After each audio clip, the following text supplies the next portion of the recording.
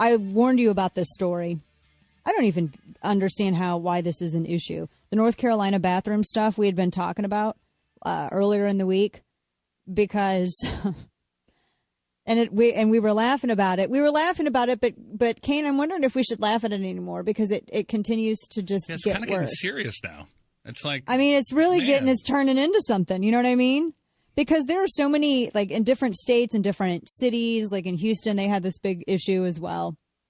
They have it to where they want, if you identify, if you're a man but you want to pretend to be a woman, you can go and you want to use the women's restroom, you can, and you can go and use the women's restroom.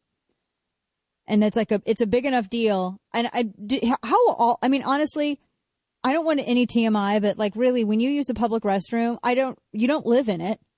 You go in there and you do your stuff and you get out. You're not like living in it. Most people don't even want to do it in a public bathroom. Yeah. No, I know. I had friends in school that were like, they couldn't. They had to wait till they got home. And that was just at school. So anyway, all right. Now it has spread to barbershops. The LA Times has this story. They say a transgender man has sued a barbershop for discrimination in Long Beach because the barber would not cut the woman's hair after they identified her as a woman. Rose Trevis said that the Hollywoods, Hawley, Hollywoods barbershop in Long Beach refused her service because they said they didn't serve women. So I'm sure you're surprised that Trevis's quote was, "I felt very upset and discriminated against. It was very embarrassing." Oh my gosh, so many things that I want to say here right now. Okay. That's embarrassing. That's embarrassing. Okay. So the barbershop has a policy where it doesn't do women's haircuts, and as a business, it has the right to refuse service to anyone. Unless you're a special unicorn that is a protected class, I guess, apparently. Everybody should be a protected class, but not everybody is a protected class. Only some people are. Because, see, if everybody's a protected class, then no one could be one. So the barbershop is like, look, we're for dudes. We cut dudes' hair. We've always cut dudes' hair. We've never cut chicks' hair, so stop it. This is the second time. There was in Rancho Cucamonga, there was another barbershop that would not cut a chick's hair either. And the barbershop was like, look, we can't, we just do men's hair. That's what we do. We have the right to refuse service to anybody. You can't go to another barbershop. You cannot go to another you can't go to a Great Clips. You can't, I mean, come on. So, shocking. The woman is suing them. Rose the man is suing the barbershop. And it's not sexist, by the way. It's not sexist. Some barbershops, they just can't do women's haircuts. They just aren't expertise in that area, so they don't have that. Okay, well, here, let me throw this out then to you. I'm going to play devil's advocate for a moment because It's Friday and it's fun. So what if she just wants a dude haircut? How about that? You lost me. I have no idea. I don't know what to do. I don't know what to do at this point. They're a business. They still have the right to refuse. Yeah, they have the right to refuse. And by the way, like bakeries and photographers, there's so many other businesses for you to go to. Stop. This is the only barbershop in all of California. And it's the same concept. Let's say you went to a restaurant and for whatever reason the person didn't want to serve your food to you. Would you insist they serve you the food and then what? Spit's going to be in there or something? Like, what do you... Like, so why would you want somebody who doesn't want to cut your hair? Why would you demand that they cut your hair? Because it's your hair. It's a big issue. I actually go in and interview hairstylists. In fact, I got my hair trimmed up just the other day, and before I even went in there, I went in and I interviewed them because I'm insane. I'll sit you down. I'll interview you.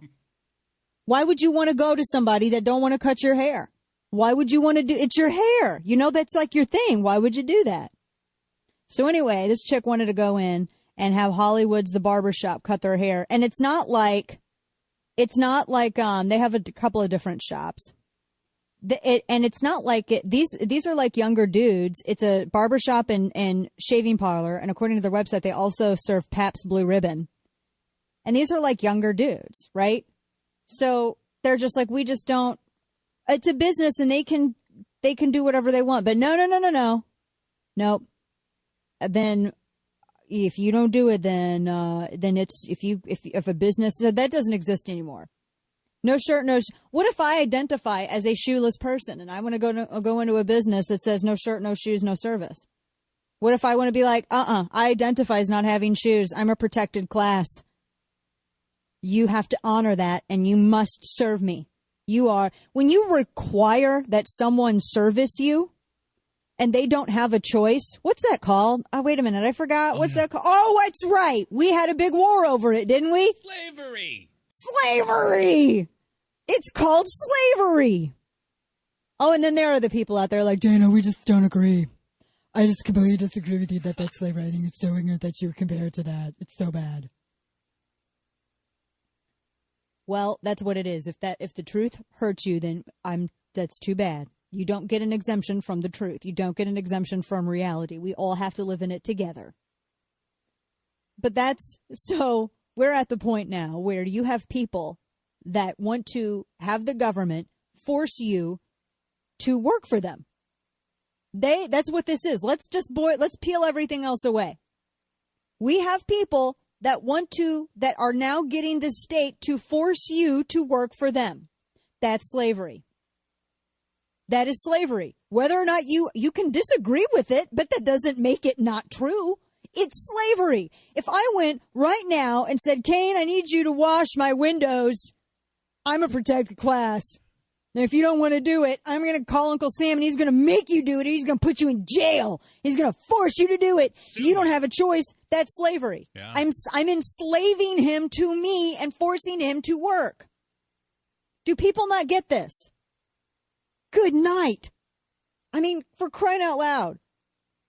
Let's go to the phones real quick because Sean's making a great point. Sean, welcome to the program. Happy Friday to you. How are you today? I'm doing well, but I'm incredulous over this barbershop experience here. You know, I drive a Dodge Durango, and in my hometown, there's a Dodge dealership, and there's a Honda dealership right down the road. And I know the Dodge dealerships, they have certified people there specifically for Dodges.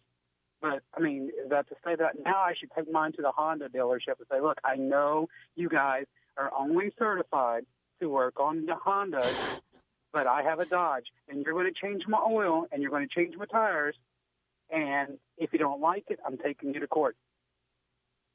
There you go. It's the same concept.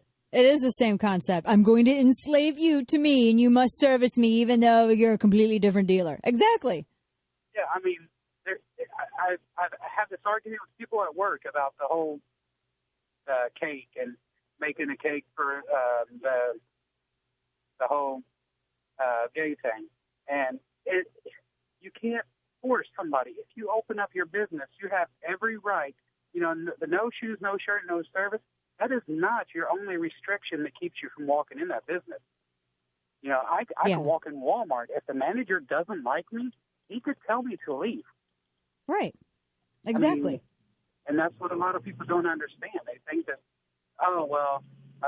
if this business doesn't want to serve me, I'm going to get the government to step in and make them do it. And, I mean, at what point is it going to be, too much that they're going to realize that the government's going to take over everything? I know. I think you're spot on with that. God bless you, Sean. I appreciate that perspective. And you're right on that. Sean's right because, it's okay. Quick example. Then we got quick five. So last night I stopped in. I had my dogs here because they were on the television show, Rocco and Louie. And, I had the kids in the car and we stopped at, all right, I had a cheat meal earlier. I'm not going to have my cheat meal Saturday because I had it last night. And I realized I live in the middle of Tex-Mex, but I'm like, I need some Taco Bell. I need me some Taco Bell right now. It never occurred to me to go to Taco Bell and be like, I need a Big Mac and you will give it to me because I am a protected class. And if you don't, that's discriminatory. Never occurred to me to do that, King. It never occurred to me to do that. I was just like, they got tacos here. Yeah, the type of thing can get some traction out there. So you may want to try it. I know. I'm just saying that might be. Good heavens. Let's go ahead. We got more of your calls on the way. Don't go anywhere. Time for Quick Five. It's a quarter after the hour and time for Dana's Quick Five. So I didn't get to this one. Just I missed our first hour, but I really wanted to share it because it's weird. So this dude thinks that it's possible to live forever. Apparently, this American inventor who has been described as the rightful heir to Thomas Edison, who apparently was a big jackwagon. Do you guys know Edison was just a jerk? I didn't. And Helen, yes, he was a total jerk. And Helen Keller was too. And apparently she was a bigot. And I'm like, how are you blind and deaf? And how do you even know, like, what bigotry? How do you know? I'm not, okay. I'm just saying that you would think that because she couldn't see that she wouldn't be able to be bigoted towards people. I don't know. Anyway, long story short, she's a jerk. And so is apparently Edison, according to history.